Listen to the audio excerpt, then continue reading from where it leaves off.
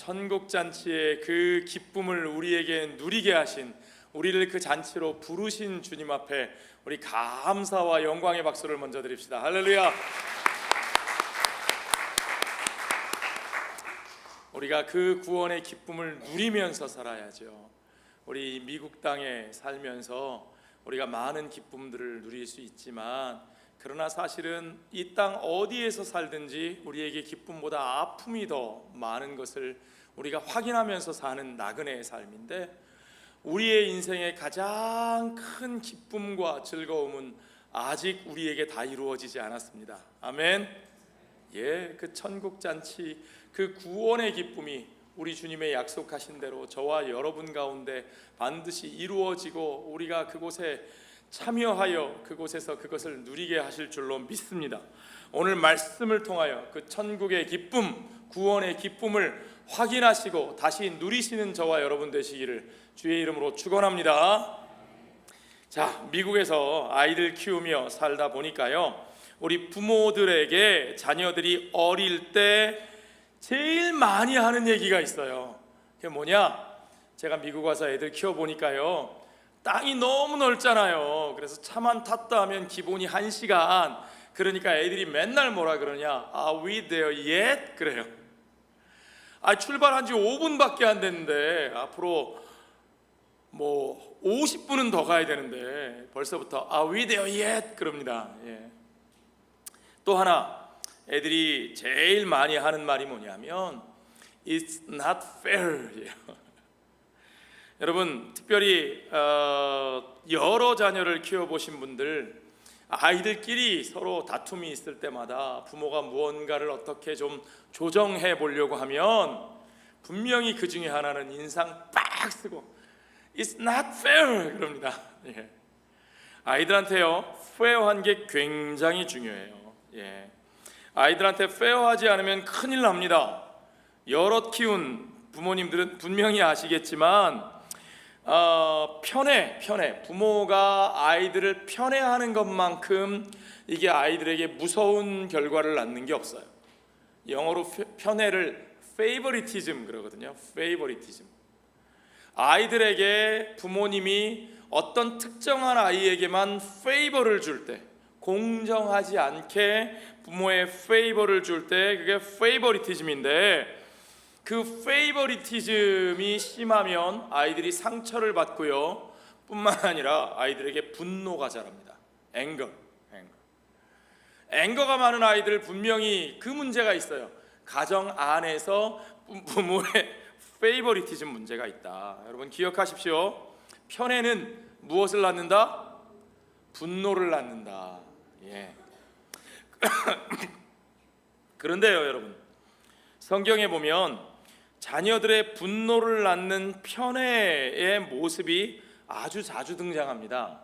그런데 이 편애가요, 사람이 실수로 하는 편애만 나타나는 것이 아니라 어떤 때는 우리가 잘 이해할 수 없는 하나님이 편애하시는 모습을 볼 때가 있어요. 여러분 한번 보시겠어요? 가인과 아벨의 이야기를 아시죠? 형인 가인이 동생인 아벨에게 화가 나가지고 아벨을 죽였어요.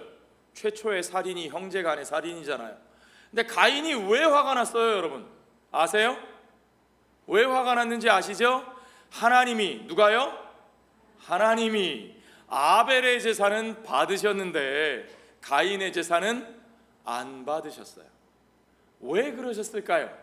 왜 하나님이 아벨의 제사는 받으시고 가인의 제사는 안 받으셨을까? 많은 사람들이 그건 재물 때문이지, 아벨은 이 짐승의 피를 바치는 제사를 드렸고 동물의 제사를 드렸고 가인은 곡식으로 제사를 드렸으니까 그래서 그런 거 아니야?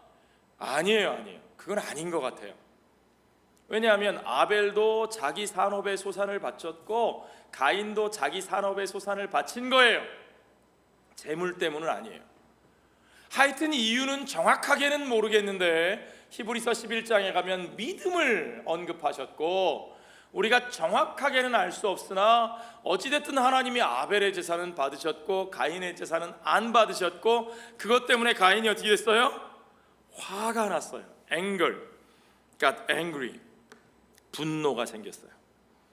여러분, 우리가 또 잘 아는 얘기, 요셉과 그 형들, 야곱의 12아들들의 이야기를 아시죠? 요셉의 형들이 요셉을, 자기 동생을 글쎄 팔아먹었습니다. 죽이려고 하다가 이스마엘 상인들에게 팔아먹었어요. 왜 팔아먹었는지 여러분 아시죠?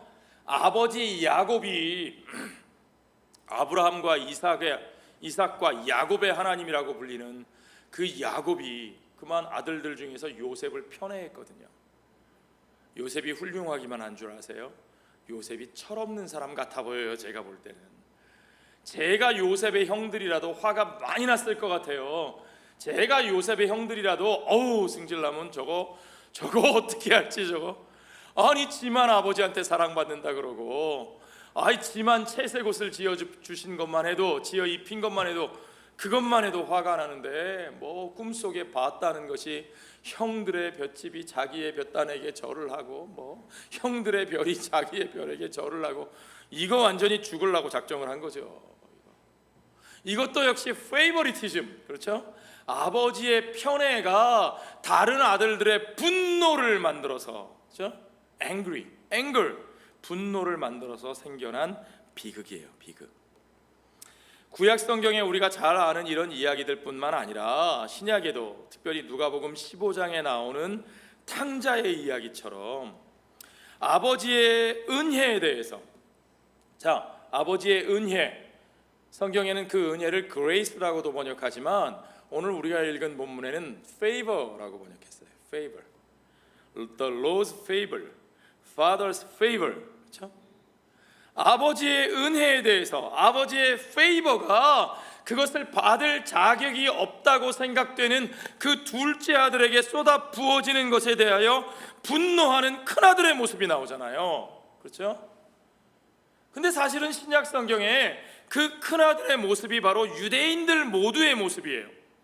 그 유대인들이 하나님의 은혜의 역사를 끊임없이 대적합니다. 하나님의 은혜로 그 죄인들, 그들이 생각할 때 받을 자격이 없다고 생각하는 이방인들과 부정한 자들에게 그 은혜를 쏟아 부어주시는 그것에 대해서 복음서에 보고 사도행전에 보면 유대인들이 끊임없이 거기에 대해서 분노를 뿜어내는 거예요. 분을 품고 against 합니다. 그걸 대적합니다. 그게 복음서와 사도행전의 아주 중요한 장면들이에요.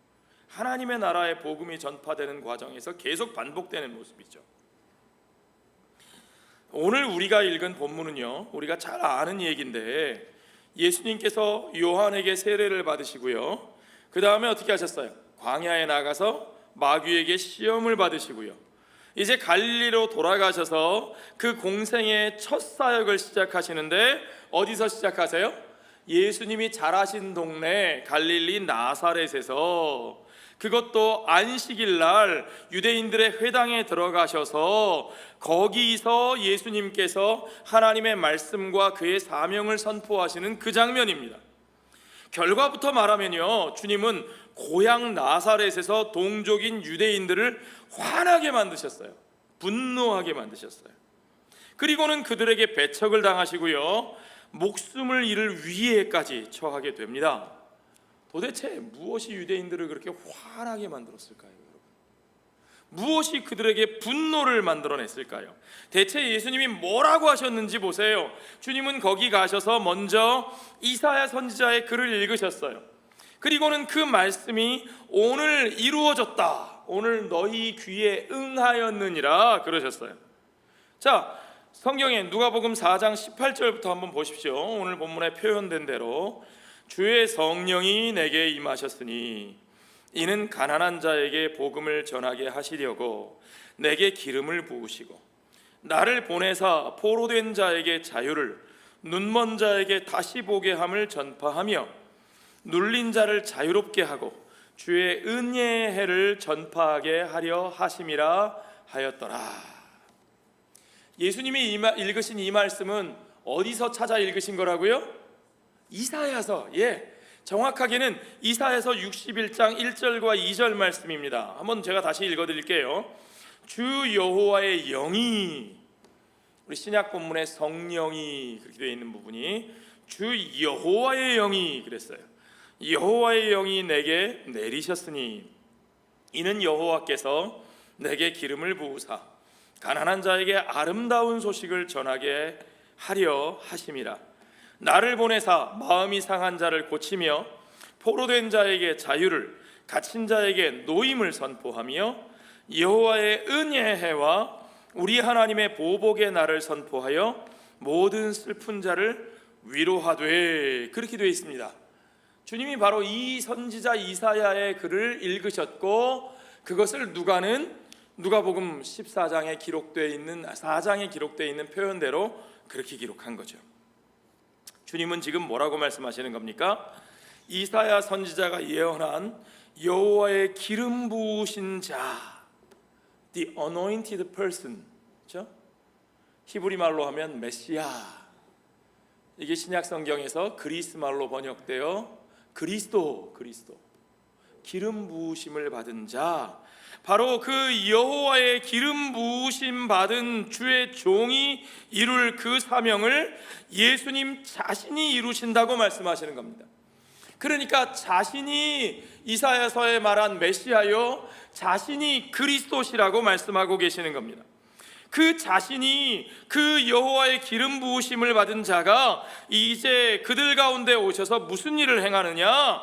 선지자가 말한 그대로 가난한 자, 포로된 자, 눈먼 자, 눌린 자들을 위하여 자유와 치유의 복음을 전파하시면서 하나님이 예비하신 그 구원의 날, The day of the Lord, 주의 날이 너희 가운데 이루어졌다라고 선포하시는 거죠.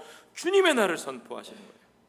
그런데 여기서 우리가 아주 주목해 볼 점이 있는데, 여러분 성경을 보실 때 관주 성경을 보시면 재밌어요.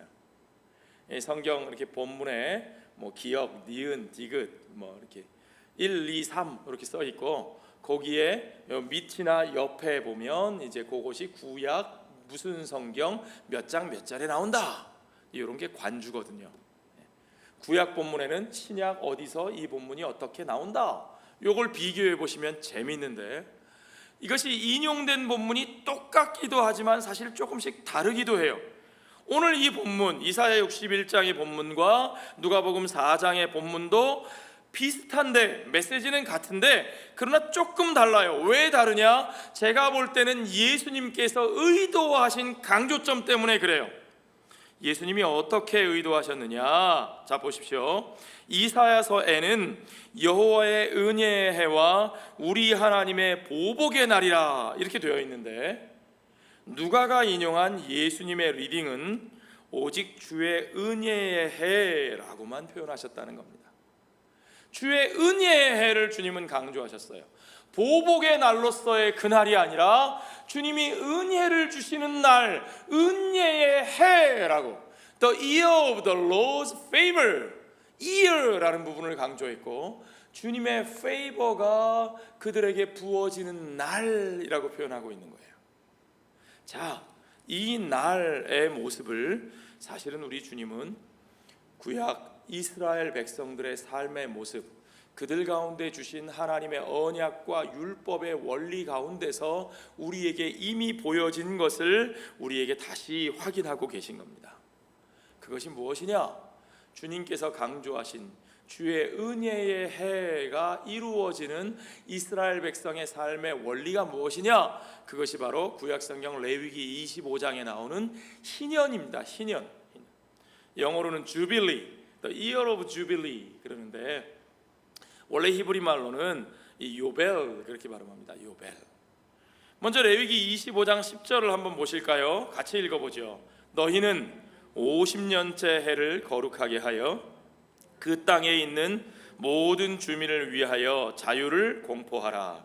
이 해는 너희에게 희년이니 너희는 각각 자기의 소유지로 돌아가며 각각 자기의 가족에게로 돌아갈지며.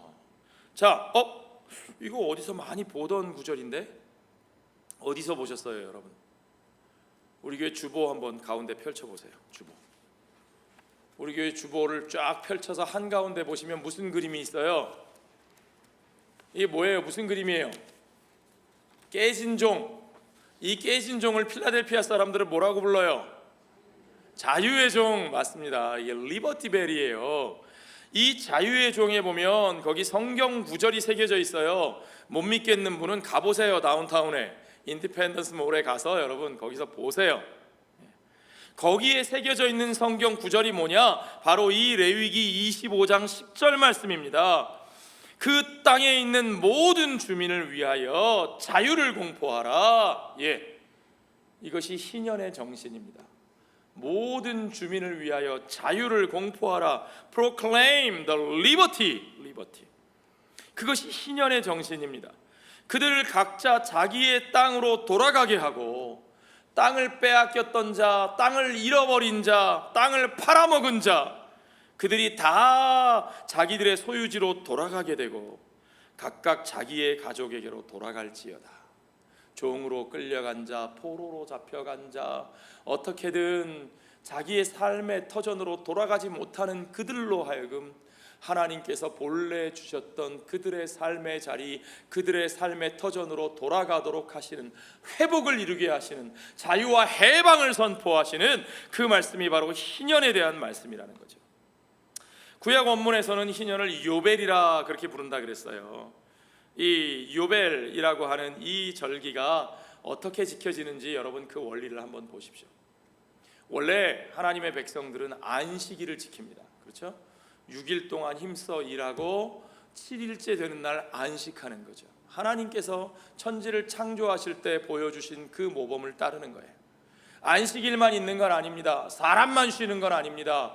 6년 동안을 땅을 경작하여 일했으면 7년째는 1년 동안 아예 땅의 경작을 쉬는 거예요. 농사를 안 짓는 거예요. 여러분 벌써 겁이 덜컥 나시죠?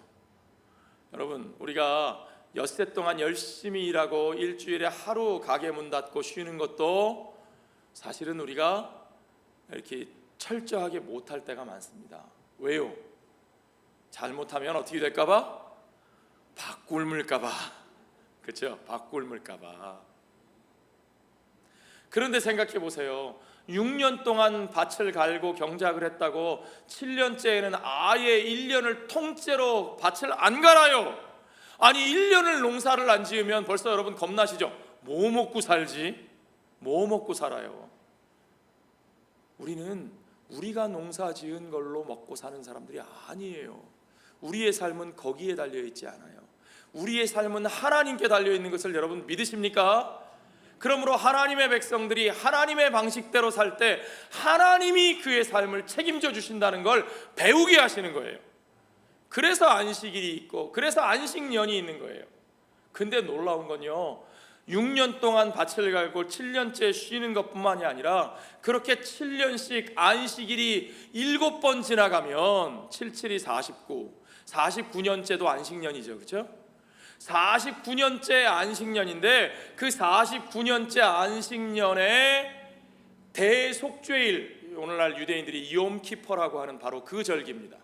욤키퍼 때에 나팔을 불고 그날로부터 1년 동안을 희년으로 선포하라는 거예요. 그래서 나팔을 분다, 수양의 뿔로 만든 나팔을 분다. 그래서 요벨 그러는 거예요. 요벨.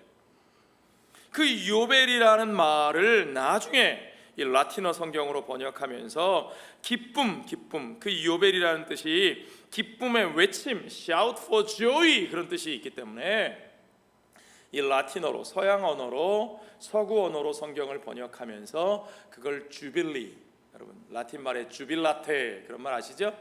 모차르트의 미사곡에 보면 주빌라테 데오, 엑술탄테 데오, 주빌라테, 엑술탄테, 기뻐하라, 노래하라, 찬송하라. 바로 그런 단어입니다. 주빌리. 그래서 기쁨의 해, 기쁨의 해. 말로는 기쁨의 해인데 여러분 49년째 농사 지었어요? 못 지었어요? 못 지었어요. 그리고 50년째 또 농사를 지어요? 못 지어요? 못 지어요. 그럼 몇 년을? 2년을 농사를 안 지어요. 여러분 누가 여러분 보고 2년 동안 쉬세요, 가게 문 닫고 쉬세요, 그러면 여러분 어떻게 하시겠어요? 여러분 기뻐하실 수 있어요? 이게 주빌라테가 돼요? 이게? Shout for joy가 됩니까? 아마 벌써부터 걱정부터 될걸요. 뭐 먹고 살지? 어떡하지? 뿐만 아니라 이 희년이 되면 50년 동안 우리가 살면서 서로 같이 얽히고 설키고 살면서 어떤 사람은 열심히 일해서 그 일한 것으로 자기의 부를 쌓았고 땅도 더 많이 샀고, 어떤 사람은 탱자 게으름 부리거나 뭐 어리석었거나 실패했거나 뭐 했거나 해서 가지고 있던 땅도 팔아먹고, 땅만 팔아먹나 그걸 빚을 못 갚으니까 자기 몸까지 팔아먹고 땅도 한 떼기 없는 거지가 되거나 심지어는 몸을 팔아 종이 되기도 하는 그런 상황들이 벌어지는데, 50년 되는 이 희년에는 땅도 원소유주에게 돌려주고 종으로 끌고 온 게 잘못한 게 아니에요. 그 사람들이 빚을 못 갚거나 내게 뭔가 잘못을 해서 데려온 거예요. 그런데 그들도 다시 돌려보내고, 땅도 돌려주고 사람도 돌려보내고. 자, 여러분, 이게 기쁨의 해가 맞아요? 하나님은 왜 이런 규례를 그들에게 요구하셨을까요? 쉽게 말하자면 희년이라는 것은 하나님의 백성의 공동체가, 하나의 사회가 이제 주기적으로 멈추어서 처음으로 다시 돌아가 다시 시작할 필요가 있다는 것을 우리에게 말씀하시는 거예요. 최소한 50년을 주기로 모든 뒤엉키고 쌓였던 그 모든 것들, 부채와 종됨과 소유와 그 모든 것들을 원래대로 리셋하는 거죠. 리셋, 리부팅하는 거예요. 컴퓨터를 여러분이 사용하시다 보면 한참 막 이 프로그램 저 프로그램 막 띄워놓고 막 쓰다 보면 처음에는 멀쩡하게 돌아가는 것이 막 자꾸 속도도 느려지고 엉키고 막 이상한, 내가 클릭 안 한 뭐 애드웨어도 뜨고 뭐 별의별 게 다 나와요. 막 한참 바쁘다고 쓰다 보면, 그 컴퓨터 안 끄고 계속 쓰다 보면 나중에는 엉키고 엉켜가지고 이게 똑바로 아무것도 안 돌아갑니다. 어떻게 해야 돼요? 그러면 리셋해야 돼요. 그렇죠? 리부트해야 돼요. 꺼야 되는 거예요. 컴퓨터 끄고 다시 부팅해야 되는 거예요. 희년은 그와 같은 원리입니다. 하나의 공동체가 그렇게 50년 동안 쌓인 결과물들을, 뒤틀린 결과들을 리셋하는 것. 요즘 한국의 언론에 보면 적폐 그런 말이 많이 나오는데, 그렇죠? 적폐청산, 뭐 그거하고 비슷한 거라고 볼 수도 있겠습니다. 그런데 그게 쉬우냐? 아니요, 쉽지 않아요. 그게 쉬우면 정치하는 사람들이 저렇게 난리를 치고 있겠어요? 쉽지 않습니다. 여러분, 게임 해보셨어요? 게임. 우리 어르신들은 한국에서 화투 많이 쳐보셨죠? 화투놀이. 에이, 다 알아요. 뭐 안 쳐보신 것 같이 그렇게들 가만히 계세요? 예, 화투를 치신다거나, 무슨 우리 젊은이들은 보드 게임을 한다거나, 모노폴리 이런 게임 한다고 생각해 보세요. 게임을 할 때는 처음에는 다 공평하게 나눠 가지고 시작합니다. 자, 몇 장씩 갖고 몇 장씩 깔고, 모노폴리 돈은 얼마씩 나눠 갖고, 건물은 얼마씩 가지고. 그런데 처음에 그렇게 시작했는데 게임을 하다 보면 어떤 사람 앞에는 수북히 쌓여 있고 어떤 사람은 거의 이제 쫄딱 망해갑니다. 자, 그때쯤 됐을 때 어떤 일이 생겨요? 스탑. 여기서 스탑 해놓고 다시 원점으로 돌아가자. 뭐라 그래요? 구사인가요? 구사가 다신가요? 예. 무조건 스탑하고 여기서 원점으로 돌아가자. 그러면 어떻게 되겠어요? 어떤 반응이 나오겠어요, 여러분? 그 결코 쉽지 않습니다. 어떤 사람은 환호하겠죠. 와, 좋아. 처음부터 다시. 누가 그러겠어요? 망해가는 사람이 그러겠죠. 아무것도 없는 사람, 다 털린 사람, 그 사람이 그럴 거예요. 누가 화를 내겠어요? 제법 모아놓은 사람, 내가 좀 가졌다고 생각하는 사람 화가 날 거예요. 분명해요. 그러니까 리셋이 어려운 거예요, 사회도. 어떤 학자들에 의하면요, 성경학자들 중에 어떤 사람들은요, 저 다윗 왕 때부터 시작해가지고 유다 왕국이 망해서 바벨론으로 포로로 끌려갈 때까지 이스라엘과 유다의 역사 가운데 실제로 이 주빌리, 희년이 실행된 적이 있었을까요? 없었을까요?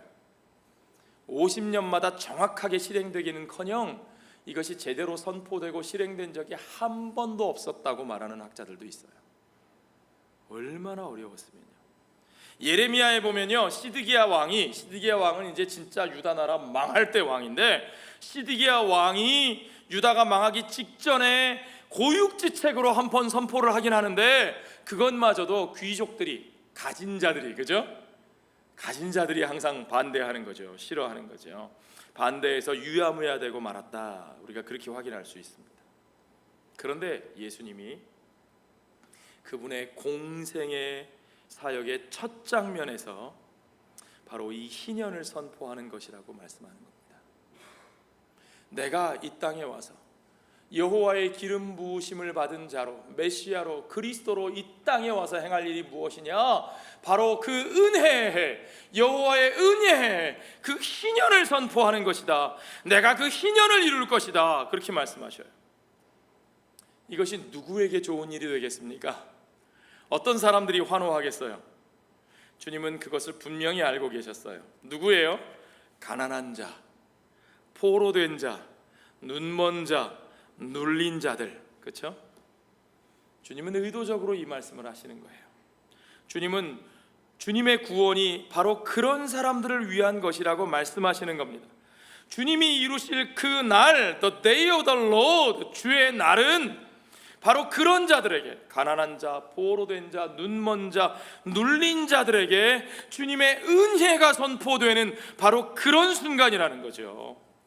그들을 위해서 이제까지 모든 뒤틀린 결과들을 리셋하고 그들을 얽어매는 모든 현실을 리부팅 하겠다는 거예요. 리부팅. 그러면 여러분 생각해 보세요. 거기에 누가 반발하겠어요? 반발하는 사람들이 있겠어요, 없겠어요? 당연히 있죠. 당연히. 누가 반발하느냐? 당연히 기존의 게임판에서 자기들이 이기고 있다고 생각하는 사람들, 내가 좀 많이 가지고 있다고 생각하는 사람들, 내가 저들보다 낫다고 생각하는 사람들이 반발합니다. 자기들이 유리한 위치에 있으니까. 이거 뒤집으면 안 되죠, 그렇죠? 업사이드 다운 하면 안 되는 거예요. 그런 사람들이 뭐라 그러겠어요? 그때 저희 집 애들을 데리고 모노폴리 게임을 하다가 저희 아들이 신나게 이렇게 잘 뭔가를 이렇게 막 쌓아놓고 잘 되고 있는데 제가 갑자기 스탑, 게임 리셋, 그러면 저희 아들이 뭐라 그럴까요? 아빠, it's not fair. 그럴 거예요, 틀림없이. 그들의 분노에 제대로 불을 붙인 건요, 그 은혜가 누구의 것인지 예수님께서 너무 분명하게 대놓고 말씀하셨기 때문이에요. 그냥 슬쩍 돌려서 이거 그냥 우리 다 좋으려고 한번 다시 해보자 이러셨으면 좋겠는데, 예수님은 그렇게 안 하셔요. 대놓고 말씀하셨어요. 누구를 위해서 그걸 하느냐? 그 내용이 4장 25절부터 30절 사이에 나오는 장면입니다. 예수님이 뭐라고 얘기하셨는지 보세요. 먼저 4장 25절로 29절까지 먼저 좀 보죠. 내가 참으로 너희에게 이르노니 엘리야 시대에 하늘이 3년 6개월간 닫히어 비가 안 왔다는 얘기죠. 온 땅에 큰 흉년이 들었을 때에 이스라엘에 많은 과부가 있었으되 엘리야가 그중 한 사람에게도 보내심을 받지 않고 오직 누구에게? 시돈 땅에 있는 사렙다의 한 과부에게 뿐이었으며, 이 시돈 땅에 있는 사렙다의 한 과부는 유대인이에요, 이방인이에요? 이방인입니다. 이방인. 시돈 땅은 저 두로와 시돈, 저 레바논 이방 땅이에요. 또 선지자 엘리야 때에 이스라엘에 많은 나병 환자가 있었으되 그 중에 한 사람도 깨끗함을 얻지 못하고 오직 수리아 사람 나만 뿐이었느니라.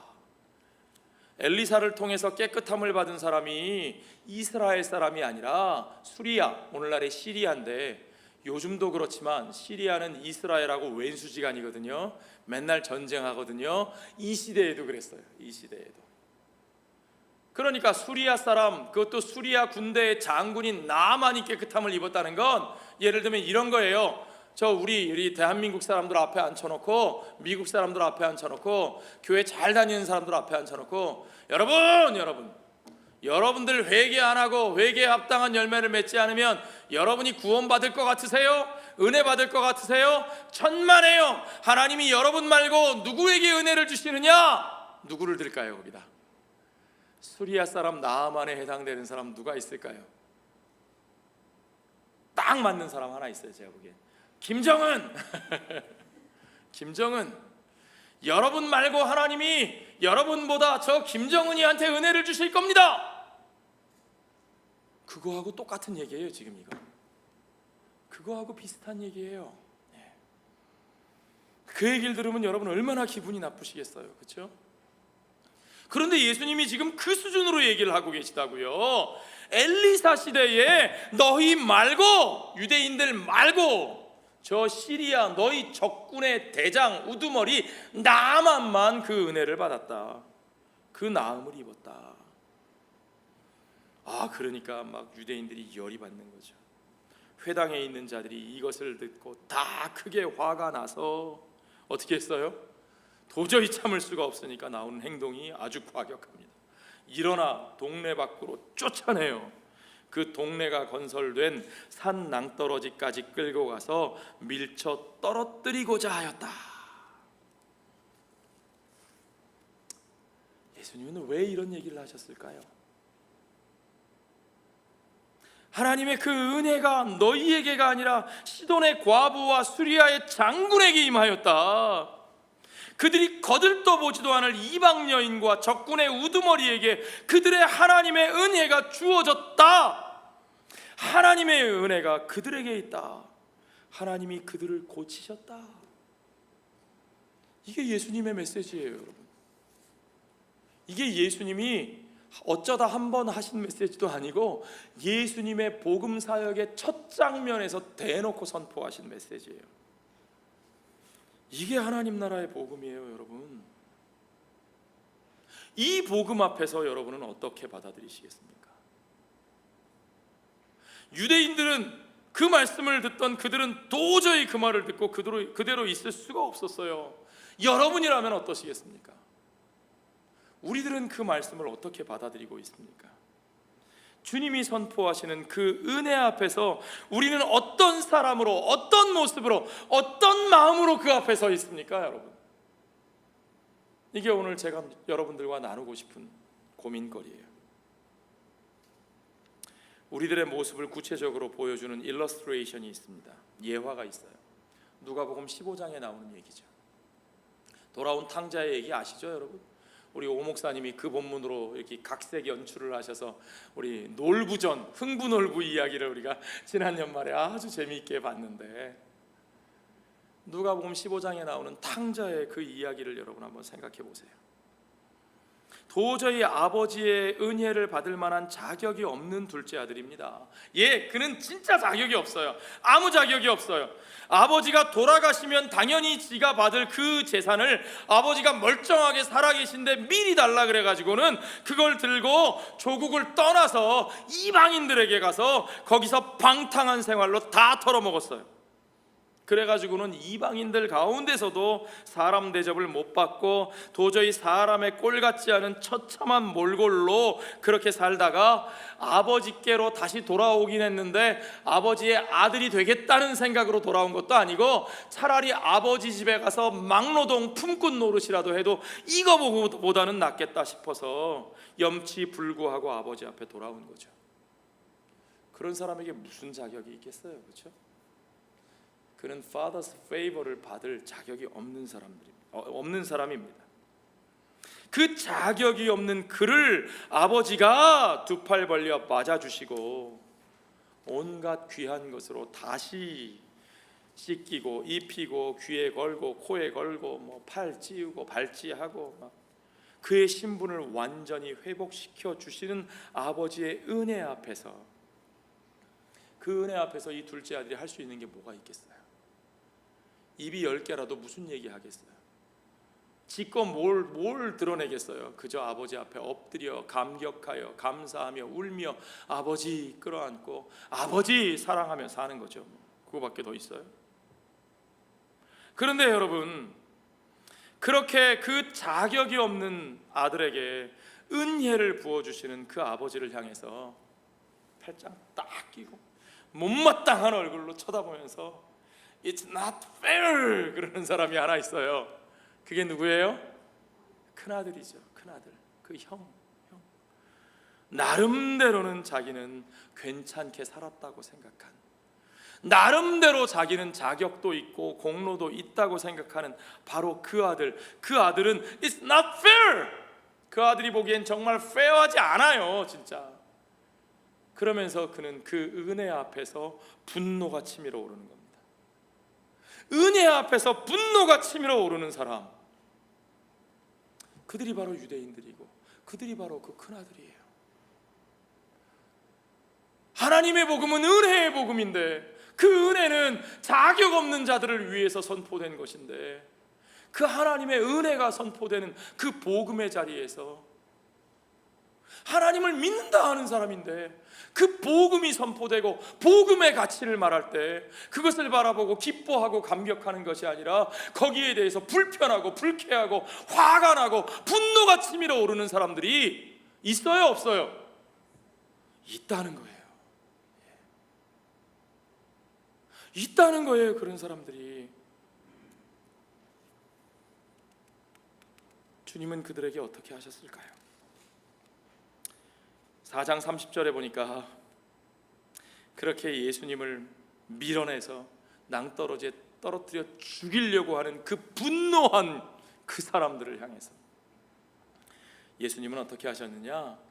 예수님은 그들을 피하지도 않으시고 그들과 맞서 싸우지도 않으시고 예수께서 그들 가운데로 지나서 가시니라 그랬어요.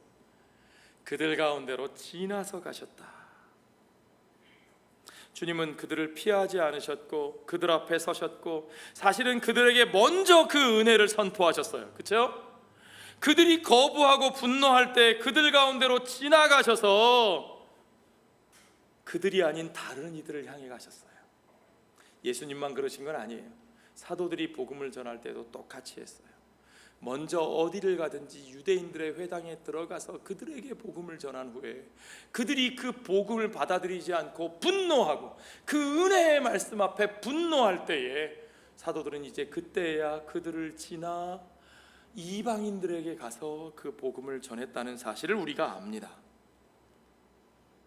사실 주님은요 결코 그 유대인들에게 unfair하지 않으셨습니다. 다만 그들이 자신들에 대해서 잘못 알고 있었을 뿐이에요. 주님은 분명히 그 은혜를 그들에게 먼저 선포하셨어요. 주님이 제자들을 파송하실 때도 이스라엘 집의 자녀들에게, 잃어버린 자들에게 먼저 가서 전해라 그러셨어요.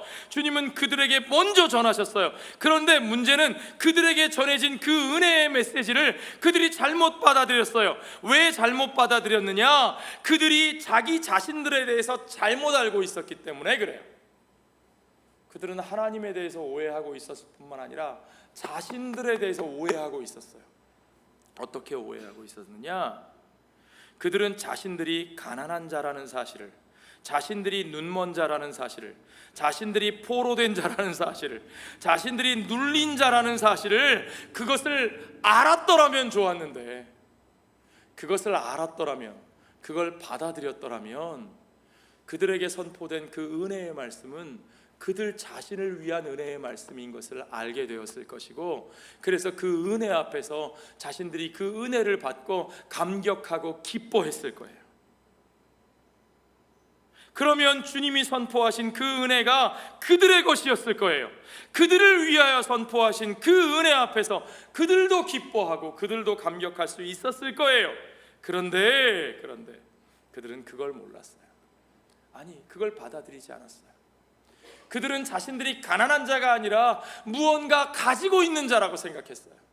그들은 자신들이 눈먼 자가 아니라 무언가를 볼 수 있다고, 보고 있다고 생각했어요.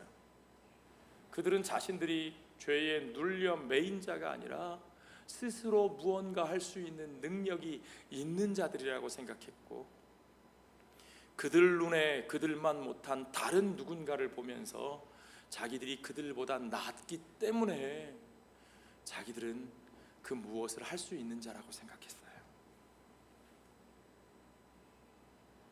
주님은 그러므로 그의 은혜를 다른 이들에게, 가난하고 눈멀고 눌리고 병든 자들에게 전하실 때에 그것을 분노하고 화내는 자들, 그들 앞에서 주님은 그들 가운데를 지나서 주님이 어디로 가셨습니까? 여러분, 이번 한 주간 누가복음 1장부터 5장까지 성경 문답서를 보시면서 본문을 읽어오셨다면 여러분 아실 거예요.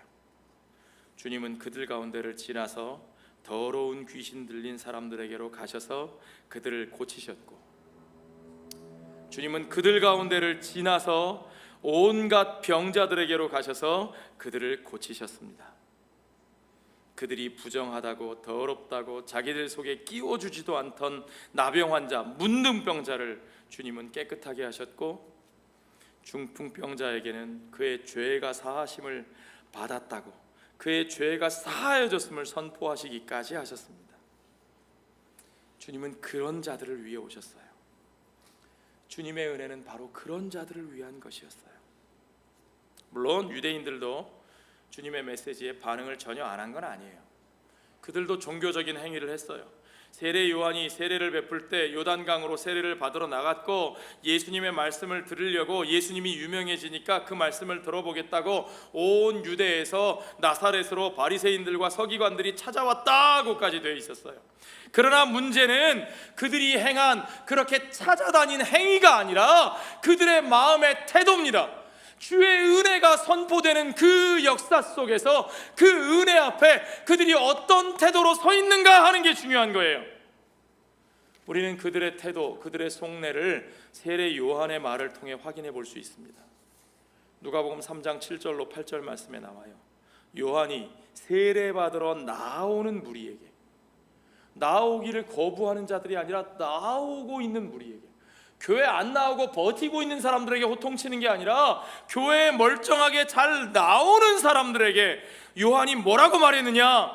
독사의 자식들아, 누가 너희에게 일러 장차 올 진노를 피하라 하더냐? 그러므로 회개에 합당한 열매를 맺고 속으로 아브라함이 우리 조상이라 말하지 말라. 내가 너희에게 이르노니 하나님이 능히 이 돌들로도 아브라함의 자손이 되게 하리라. 포인트는 그들이 회개에 합당한 열매를 맺지 않았다는 겁니다. 자기들의 삶의 방향을 돌이키지도 않고 그대로 자기들의 길을 걸어가면서, 그래도 내가 아브라함의 자손이니까, 그래도 내가 유대인이니까, 그래도 나는 교회에 다녔으니까, 그래도 나는 목사고 장로고 권사고 집사니까, 그러니까 나는 구원을 받겠지. 저 이방인들이 아니라, 저 사람들이 아니라 내가 구원을 받겠지라고 생각하는 그 안심하고 있는 사람들, 그 안전망 속에 스스로를 놓아두고 있는 사람들, 그것이 바로 바리새인들의 종교입니다. 여전히 자기의 왕국 속에 들어앉아서 자기 중심의 삶을 살면서, 그래도 나는 저들과는 다르니까 하는 생각으로 자기 스스로를 정당화하면서, self-righteousness, 자기 의로 자기 스스로를 정당하면서 나와 다른 사람들을 판단하고 정죄하고 배제하고 혐오하면서 그렇게 살아가는 그 종교인들의 모습, 그 속에 남아있는 그 지독한 자기중심성, 에고센트리시티,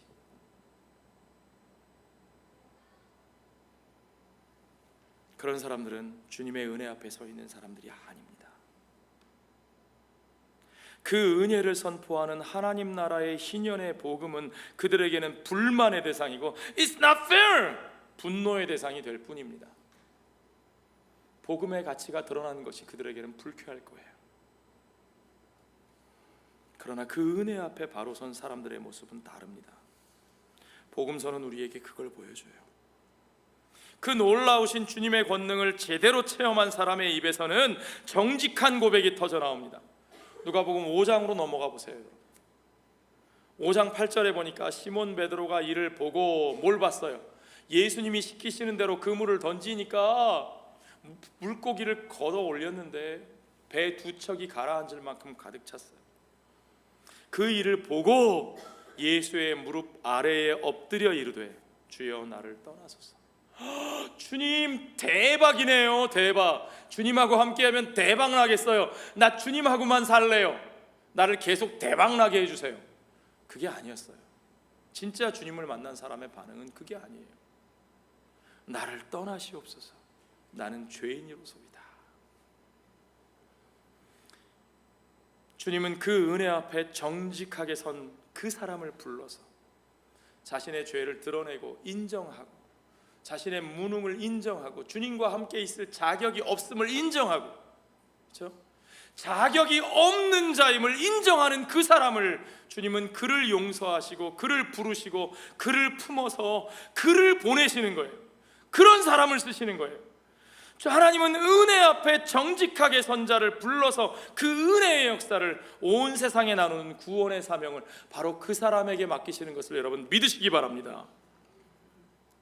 5장 10절 11절에 보니까 세베대의 아들로서 시몬의 동업자인 야고보와 요한도 놀랐습니다.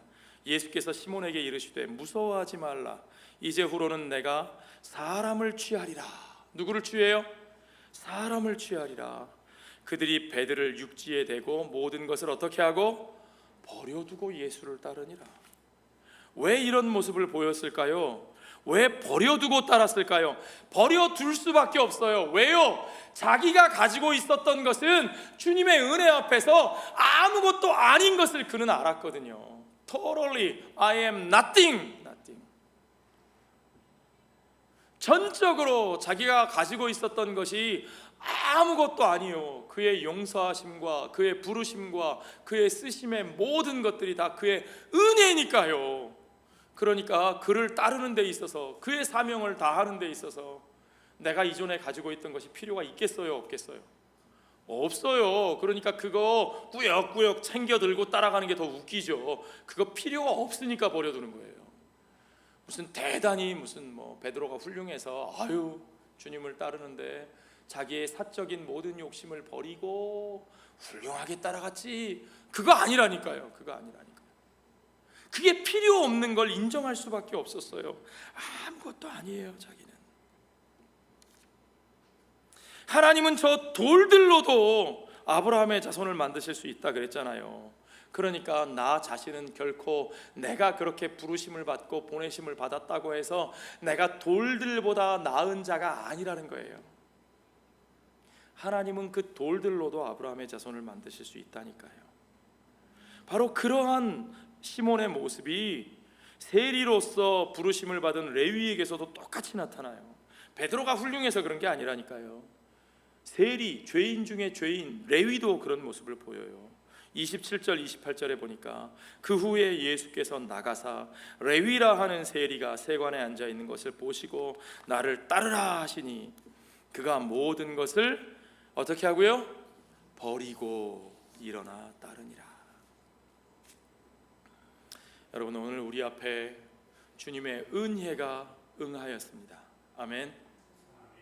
오늘 우리 앞에 응하여진 그 주님의 은혜 앞에서 우리는 어떤 모습으로 서 있습니까? 바리새인들의 종교는요, 자기들이 가진 권리를 주장하면서 분노하고 혐오하고 밀어내는 자기중심성의 종교입니다. 그러나 우리 주 예수 그리스도의 복음은 받을 자격이 전혀 없는 나에게, 누구에게요? 받을 자격이 전혀 없는 자가 누구예요? 나요, 나. 저기 있는 저 사람 아니고요. 받을 자격이 전혀 없는 나에게. 우리 같이 해봅시다. 받을 자격이 전혀 없는 누구에게? 나에게. 오직 그 은혜로 주신 그 모든 것에 기뻐하고 감격하여서 그의 용서하심과 받아주심과 부르심 앞에 내 모든 것을 내려놓고 다 내려놓고 내가 자랑스러워하던, 내가 기대고 의지하던, 내가 좋아하던 그 모든 것 다 내려놓고 이제는 그의 길로 돌이켜 그와 함께 새 삶을 사는 겁니다. 그랬을 때 우리에게 이루어지는 일이 뭐라고요? 네가 사람을 취하리라. 우리가 사람을 얻는다는 거예요. 사람을 받아들인다는 거예요. 예수님이 어떻게 사람을 얻으셨어요? 사람을 받아들이시고 죄인을 품으시고 죄인들을 받아들이시고 그 모든 사람들, 가난한 자, 눈먼 자, 포로된 자, 억눌린 자, 더럽고 부정한 그 모든 죄인들과 이방인들까지도 주님이 받아들이셨어요. 우리가 그렇게 모든 것을 내려놓고 주의 은혜 앞에서 주님과 함께 걸어갈 때 바로 사람을 취하는 우리들에게도 그들을 받아들이는 역사가 일어나는 거예요. 내 마음에 드는 사람 골라서 저기 있는 애 저 찬기, 쟤는 보니까 인물도 뭐 멀끔하고 노래도 괜찮게 잘하는 것 같으니까 내가 쟤는 받아들이고, 그 옆에 있는 쟤는 보니까 굉장히 까탈스러울 것 같고 막 힘들 것 같아서 나 쟤는 안 받아들일래. 그게 아니잖아요. 우리 주님이 그 사람들을 취하신 것처럼, 그들을 받아들이신 것처럼 우리도 그 사람들을 받아들이고 그들을 취하는 역사가 일어날 줄로 믿습니다. 오직 그 은혜가 사람을 취합니다. 오직 그 은혜가 사람을 살립니다. 은혜가 아닌 것으로 사람을 살릴 수 없어요. 우리의 잘남으로 사람을 살릴 수 없어요. 우리의 까탈스러움으로 사람을 살릴 수 없어요.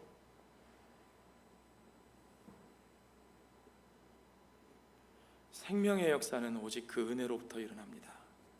그 은혜 앞에 내가 바로 서지 못하면 어떠한 종교적 열심으로 내가 열심을 내어도 생명을 살리는 역사가 우리 삶 속에 일어나지 않습니다. 오늘 여러분, 그 은혜 앞에 우리가 다시 서서 그 은혜에 합당한 자의 모습으로 나의 이전의 모든 것들을 내려놓고 내가 이전에 구하던 모든 길로부터 돌이켜서 이제는 그 부르심에 내 모든 것들을 다 내려놓고 온전히 사람을 취하는, 생명을 살리는, 죄인을 구하는, 가난한 자에게, 눈먼 자에게, 포로된 자에게, 억눌린 자에게 그들에게 주의 은혜를 선포하시는 우리 주님의 그 생명의 역사가 저와 여러분의 삶 가운데, 우리들 교회 가운데서 일어나게 되기를 주의 이름으로 축원합니다.